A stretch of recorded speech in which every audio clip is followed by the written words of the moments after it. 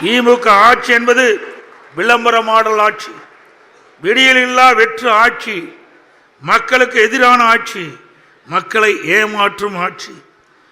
Commission, collection, corruption என்பதுதான் திமுகவின் தாரக மந்திரம். ஆனால் மக்கள் பயன்பெறுகின்ற வகையில் நல்ல ஆட்சியை அனைத்து இந்திய அண்ணா திராவிட முன்னேற்ற கழக அரசு தொடர்ந்து வழங்கி வந்தது.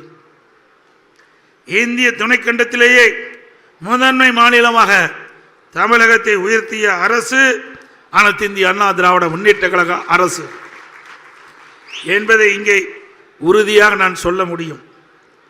தங்களை சிறுபான்மையில் பாதுகாவலர் என்று சொல்லிக் கொள்பவர்கள் ஆட்சி அதிகாரத்தை பெற வேண்டும் என்பதற்காக, சிறுபான்மை மக்களின் வாக்குகளை தந்திரமாக பெறுவதற்காக கபடம் நாடம் ஆடுகிறார்கள். ஒரு சில அரசியல் மேடைகளே கடவுள் இல்லை என பேசுவார்கள். மற்றொரு மேடையில் எனது மனைவி கிறிஸ்துவர், எனவே நானும் கிறிஸ்துவர் தான் என பொய் பேசுவார். இன்னொரு மேடையிலே நாங்கள் இந்துக்களுக்கு எதிரி அல்ல என கூறி நடிப்பார்கள்.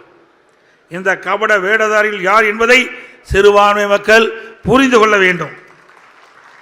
தமிழக மக்கள் நலனுக்காக அனைத்து இந்திய அண்ணா திராவிட முன்னேற்ற கழகம் மத்திய அரசின் திட்டங்கள் அனைத்தையும் தமிழகத்தின் முன்னேற்றத்திற்காக கிடைக்கப்பெற வேண்டும் என்பதே எங்களுடைய நோக்கம்.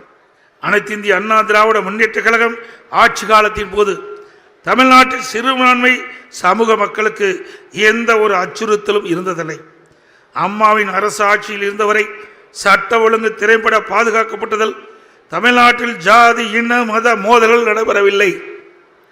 அனைத்து இந்திய அண்ணா திமுக கூட்டணி என்பது தேர்தல் சமயத்தில் கட்சிகளுக்கு இடையே ஏற்படுத்திக் கொள்கின்ற ஒரு ஒப்பந்தம் மட்டுமே. கொள்கை என்பது எங்கள் கட்சியுடைய உயிர் மூச்சு போன்றது என்பதை இந்த நேரத்தில் தெரிவிக்க விரும்புகின்றேன்.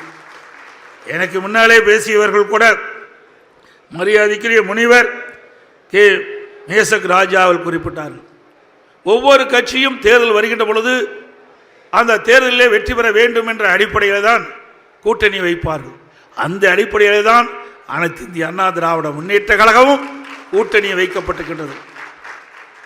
எனக்கு முன்னாலே அவர்கள் சொல்லினார்கள், 1999 நாடாளுமன்ற தேர்தலிலே திராவிட முன்னேற்ற கழகம் பாரதிய ஜனதா கட்சியோடு கூட்டணி வைத்தது. 2001 சட்டமன்ற பொதுத் தேர்தலின் போது திராவிட முன்னேற்ற கழகம் பாரதிய ஜனதா கட்சியோடு கூட்டணி வைத்தது. ஆக கூட்டணி என்பது அந்தந்த சூழ்நிலைக்கு ஏற்ப அமைக்கப்படுகின்றது. கொள்கை என்பது நிலையானது, அது அதிமுக இடத்தில் இருக்கின்றது என்பதை மட்டும் நான் தெளிவுபடுத்த விரும்புகின்றேன். எனவே சிறுபான்மை மக்கள் இதனை தெளிவாக புரிந்து கொள்ள வேண்டும் என்று அன்போடு இந்த நேரத்தில் கேட்டுக்கொள்கின்றேன்.